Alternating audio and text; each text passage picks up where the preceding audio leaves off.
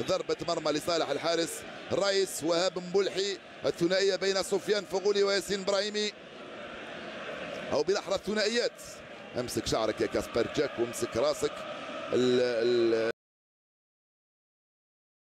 القدم تلقى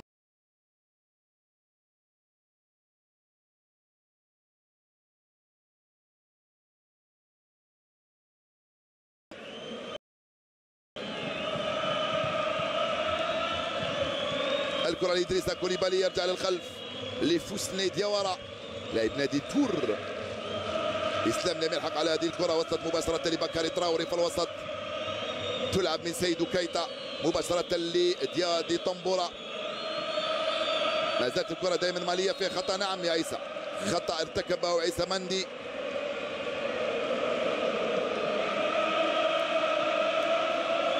كأن الجماهير الجزائرية في مدرجات ملعب الشهيد مصطفى تشاكير استفاقت في هذه اللحظة. الجو حار في أي نعم.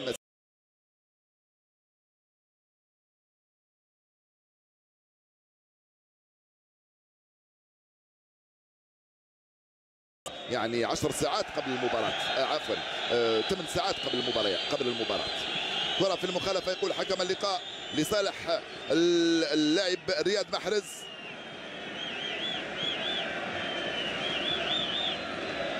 السهولة والبراعة والمهارة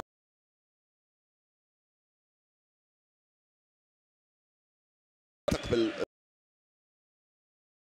المدرب كريستيان غوركوف. عنده خيارات كثيرة جدا في كرسي الاحتياط بالنسبة للمهاجمين، سواء الموجودين اليوم أو حتى الغايبين عن كرسي الاحتياط، على غرار رياض بودبوز، بالفضيل السوداني، بالإضافة إلى جابو الغايب اليوم. الكرة تلعب في العمق، ياسين إبراهيمي، جمال مصباح طلبها، ياسين عنده الكرة، ياسين محتفظ بالكرة ياسين، والحكم لم يقل شيئا.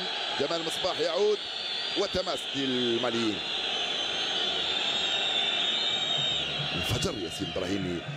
طبعا كان شويه نقولوا بالعاميه في غرناطه، فريق متواضع جدا. اي نعم كان احسن مراوغ في الدوري الاسباني العام الماضي، ولكن ذلك لم يكن كافيا. في بورتو هذا العام اموره افضل بكثير، مع المنتخب الجزائري ايضا اموره افضل بكثير، وبالتالي عندما تلعب في نادي افضل وفي منتخب ايضا من حجم منتخب الجزائر يمكن يفجر قدراته. هي الكره وانطلقه الجهه اليسرى، هي خطيره. رياض محرز توغل رياض وسفيان يساريه مره جانبيه.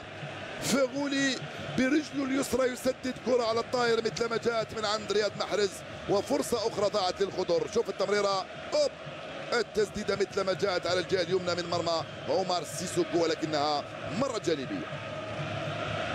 سفيان اللي سجل 6 أهداف في 24 مباراة لعبها مع المنتخب الجزائري.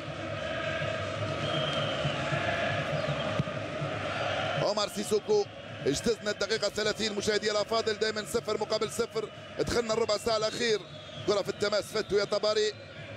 طبعا دون شك سيدخل شيخ تيديان دياباتي قلب هجوم نادي بوردو في الشوط الثاني في الخط الأمامي لمنتخب مالي، وبالتالي ممكن يكون مصدر خطر لدفاع المنتخب الجزائري. جمال مصباح يستفيد من تماس، يصفروا له حكم المباراة بعد هذا التدخل عن طريق بكاري ساكو.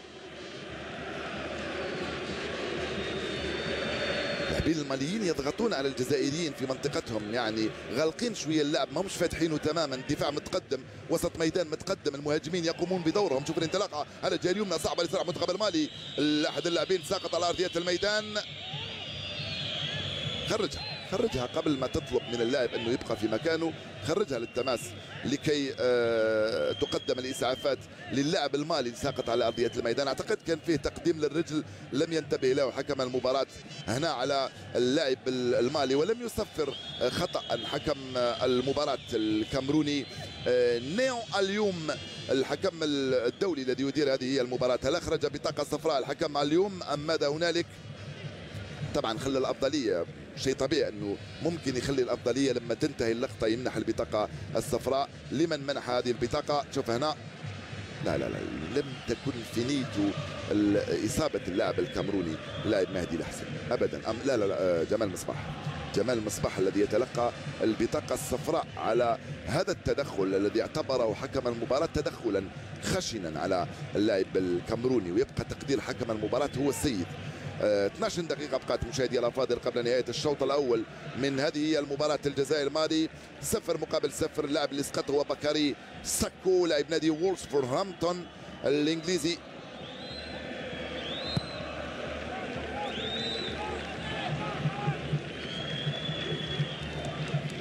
والكرة رجعت للخلف مباشرة لعمر سيسوكو حارس مرمى منتخب مالي وحارس مرمى نادي اجاكسيو ليأخذ مكان مامادو ساماسا الذي طرده حكم المباراة في اللقاء الأخير أمام مالاوي. حارس مرمى نادي جينغون، بينما هذا حارس مرمى نادي اجاكسيو. خروج خروج رئيس مبولحي. يلتقط هذه الكرة مباشرة لجمال مصباح طويلة، البحث عن اسلام سليماني، تسترجع من هناك عن طريق عيسى مندي. هل كانت هناك لمسة يد أم لا؟ عودة سفير تايدير، الكرة مالية وانطلاقة من هناك، كرة صعبة لصالح منتخب المالي. حذري خلفك يا سعيد يا بالكولوم. في خطأ ضرب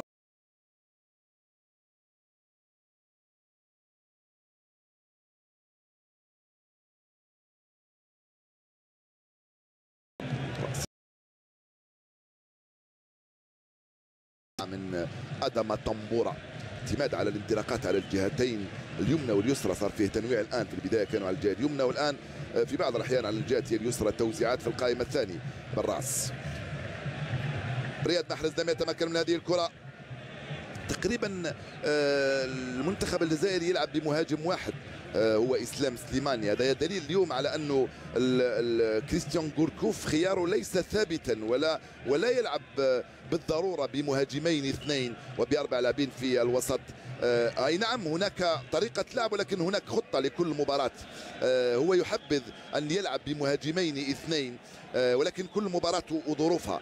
نشاهد في رياض محرز تماما على الجهة اليسرى، البحث عن ياسين إبراهيمي، لم تصله الكرة من سفيان، التغطية من مهدي الأحسن، يتمكن مهدي من التفوق بهذه الكرة. راح مهدي، وصل دائما عنده الكرة يا محس يا مهدي يا مهدي. تسرع هنا من مهدي وخطأ وتماسك الحكم المباراة لصالح المنتخب المالي.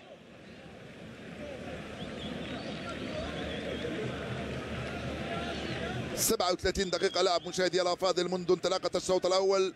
دائما 0-0 بين المنتخبين الجزائري والمالي برسم الجولة الثانية للمجموعة الثانية في إطار تصفيات كأس إفريقيا. شوف هنا التدخل كان عادي بين اللاعبين اثنين. سقط ياكوبا سيلا الذي تلقى بطاقة صفراء منذ حين مثل ما تلقاها جمال مصباح أعتقد. كرة بالراس من جمال مصباح لمهدي الأحسن، لم يتمكن منها للتماس، يستفيد منه ياسين إبراهيمي. يريد كريستيان غوركوف شيء طبيعي ليس فقط أن يحقق فوز، ولكن فوز أول في أول خرجة له في ملعب مصطفى تشاكير يعني في الجزائر. كرة من سعيد بالكلام، مهدي الأحسن، جمال مصباح، كرة في الأرجل رائعة، هيدا من رياض محرز، هيدا من رياض محرز، يوصلها لياسين. في خطأ ياسين والمراوغة وخطأ يقول حكم المباراة على هذا التدخل من المدافع إدريسا كوليبالي. حذاري على رجليك يا ياسين. شوف الإعادة هنا، أوب أوي أوي أوي.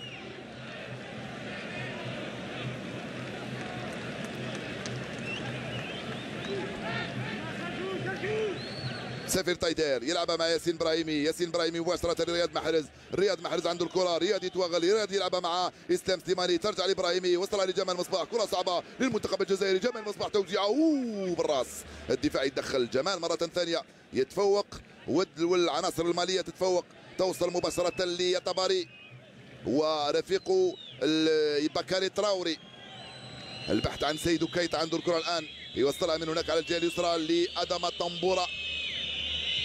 خبرة اللاعبين الماليين ومهارتهم الفردية تصنع الفارق، كذلك تخليهم يلعبوا هم أيضا بثقة كبيرة. أي نعم خط وسط دفاعهم ثقيل كما هو معروف، ولكن العناصر الجزائرية لم تصل إلى استغلال هذا الأمر. عيسى مندي براسه يرجع لحارسه الرئيس وهاب مبولحي، يوصلها مباشرة لسفير تايدير. دائما الكرات في الأرجل من رئيس مبولحي وكأنها حذاري يا سفير. توجيه من انطلاقا من اسلام سليماني في حاجه لمسانده اسلام، وفي خطا، في حاجه الى مسانده اسلام سليماني، كانه محروم اليوم من هلال العربي السوداني، لانه العربي السوداني يلعب عاده اقرب منه، قريب منه، وتعود انه يلعب معه كذلك، فيه تفاهم وانسجام كبير بينهما مقارنه برياض محرز. شوف هنا محاوله انطلاقه من اسلام سليماني، يستفيد من خطا على هذا التدخل القوي، كل قوي وليس خشنا وليس عنيفا وليس خطيرا، تدخل قوي اي نعم فيه خطا، ولكن لا يستحق عليه البطاقه الصفراء لانه كان فيه صراع ثنائي على الكره بين لاعبين اثنين. كره في المخالفه عن طريق رياض محرز بيسرى السحريه المقوسه الدائريه في اتجاه الامام. في القائمه الثانيه يجب ان يغلق عيسى مندي او مجاني، القائمه الثانيه ولا واحد. اسلام سليماني انت في وضعيه تسلل. رياض محرز في تنفيذ هذه المخالفه، هل هي الاصابه الاولى للمنتخب الجزائري في هذه اللحظات؟ رياض محرز في تنفيذ هذه المخالفه، الحكم يأذن بتنفيذها، ليس بعد. رياض محرز وتنفيذ هذه المخالفه الدائريه المقوسه الداخله. سفيان فغولي راح في القائمه الثانيه، رياض محرز والدفاع يخرجها بصعوبه، كره كانت داخله ناحيه المجموعه وناحيه منطقه الخمس امتار و50، ولكن الدفاع اخرجها بالراس. قد 5 دقائق قبل نهايه الوقت الرسمي للشوط الاول، دائما 0-0. كنت متوقع هذه الصعوبه التي يجدها المنتخب الجزائري في مباراه اليوم امام منتخب مالي. الكره ضاعت مره ثانيه من هناك عن طريق سفير طيدار، ما زالت ماليه، الحكم قال الافضليه، كره خطيره وصعبه، خطيره وصعبه، خطيره وصعبه لصالح المنتخب المالي، خطيره ضاعت. جمال المصباح يستلمها بيسراه ويرسلها بيمناه، ضاعت فرصه ثمينه للماليين. سيدو كيتا عنده الكره الان، شفتوا بالهجمات المعاكسه السرعه الفائقه للاعبين الماليين. محاوله المرور من هناك عن طريق ادامات طنبوره، يستفيد من خطا يصفروا له حكم المباراه. شوفوا في غفله، في لقطه واحده انطلاقه سريعه جدا، اي كان ذكي جدا مجاني كان رائع، بقى في مكانه تقريبا، غالق الزاويه الركن الثاني ويتبع في اللقطه كما ينبغي، وجمال مصباح الحق واستلم هذه الكره. كره في المخالفه لصالح المنتخب المالي.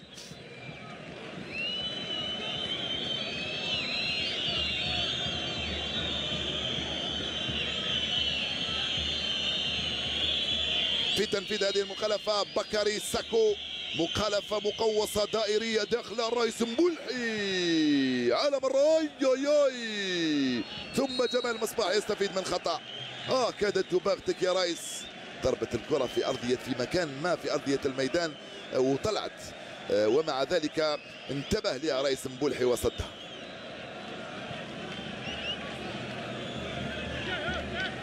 شوف كرات مثل هذه عادة تفاجئ ولكن المرمى لم يكن شاغرا حتى ولو مرت من رئيس مبلحي. مهدي الحسن يرجع لسفيان فغولي، يوصلها لياسين براهيمي، يلعبها على الجهه اليسرى مباشرة لجمال مصباح. جمال مصباح عنده الكرة، صعبت المباراة مع مرور الدقائق، تلعب مباشرة لياسين براهيمي، ولكن هل هو قادر المنتخب المالي بدنيا على الاستمرار بنفس النسق؟ شوف متجمع في الخلف، غالق مضيق المساحات على اللاعبين الجزائريين ويعتمد على الهجمات المعاكسه. سلاحه الوحيد طبعا المنتخب المالي. اسلام سليماني يتفوق بهذه الكره، يوصل على سفيان فغولي، بعيد على ياسين براهيمي، يرحق عليها رياض محرز، وفي خطا. نعم التدخل هنا خشن سيد الحكم ويستحق عليه البطاقه الصفراء، لم يخرجها ولم يمنحها الحكم. شوف الاعاده، شوف تدخل من الخلف، ما دمت صفرت خطأ على تدخل من الخلف فمعناها أنه بطاقة صفراء. هي ليست قاعدة، لأنه كل القواعد تاع لعبة كرة القدم تذوب أمام التقدير نتاع حكم المباراة. كل الناس تشوف ضربة جزاء، ولكن تقدير حكم المباراة يعتبرها ليست ضربة جزاء. كل الناس تشوف خطأ، ولكن الحكم يشوف شيء آخر. هذه هي حلاوة كرة القدم في التقدير الذي يعود إلى حكم المباراة. طبعا التقدير الغير مبالغ فيه، تمسك الكرة بيدك تماما أمام العيان كلهم وتقول لي تقدير حكم المباراة، نقول لك لا. ياسين براهيمي في تنفيذ هذه المخالفة لصالح المنتخب الجزائري، الكرة الثابتة قوي وخطير، هيلة خطيرة وبين أحضان الحارس، خطيرة وبين أحضان الحارس. رغم القامات الطويله للاعبين الكاميرونيين الماليين، ولكن معاناتهم كبيره جدا في الكرات الثابته امام اللاعبين الجزائريين، خاصه لما تكون هكذا مقوصه داخله سواء على الجهه اليمنى او على الجهه اليسرى. كرة بالراس، ياسين ابراهيمي لم يتمكن منها، سعيد بالكلام يرجعها لمحرز رياض، راح رياض محرز، يواصل رياض محرز، محتفظ بالكرة رياض، ياسين ابراهيمي لم يتمكن منها، التدخلات القوية من جانب اللاعبين الماليين وفي خطأ يقول حكم المباراة. عارفين الماليين أين تكمن القوة وأين تكمن الخطورة في اللاعبين الجزائريين، عارفين بأنها تكمن في المهارة الفردية والسرعة الفائقة في التمريرات البينية بين اللاعبين. شوف ياسين ابراهيمي هاي المراوغة، يوصلها مباشرة لرياض محرز، يستفيد منها رياض كل الهدوء كل الرزانة اللازمتين، يرجع للخلف مباشرة لجمال مصباح بدوره يخرج اللاعبين الكاميرونيين في الخلف مع مجاني وسعيد بالكلام. سعيد بالكلام في الأرجل لا يرمي كرات ولا مدافع رمى كرة بعيدة وطويلة. ياسين ابراهيمي الحكم خلى الافضليه وانطلاقه، كره صعبه، هاي صعبه خطيره، جمال مصباح دخل، هاي الخطيره جمال مصباح، كاد يكون الهدف الاول يا جمال. هي رياض محرز راوغ ومرر لجمال مصباح، التوزيع ارضيه كم كانت هائله، جمال مصباح مره ثانيه يستفيد من ركنيه لصالح المنتخب الجزائري. هل تعلمون بانها اول ركنيه للمنتخب الجزائري منذ بداية الشوط؟ يعني بعد 45 دقيقة جاءت ركنية للمنتخب الجزائري. هذا لا يعني بأن المنتخب الجزائري لم يستحوذ على الكرة ولم يسيطر ولم يضغط ولم تكن له فرص، بل هو سيناريو المباراة. سيناريو المباراة هو هكذا، والركنيات ليست دليل تفوق الذي للسيطرة. ابراهيمي نفذ الركنية الأولى في القائمة الثانية، خطيرة وصعبة، يوقفها هي خطيرة، خطيرة محرز، أنت شجاع يا محرز، أنت شجاع يا محرز وبارد أعصاب. تلعب كرة بهذا الشكل توقفها داخل منطقة العمليات.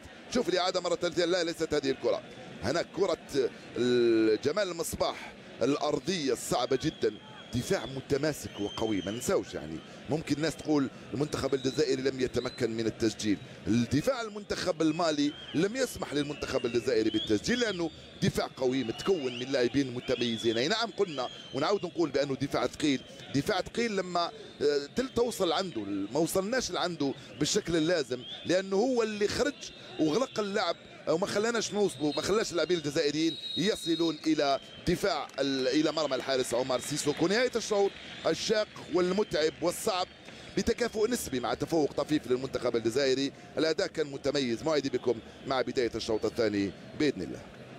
الاخضر وضيوفك تفضلوا، اليكم الخط.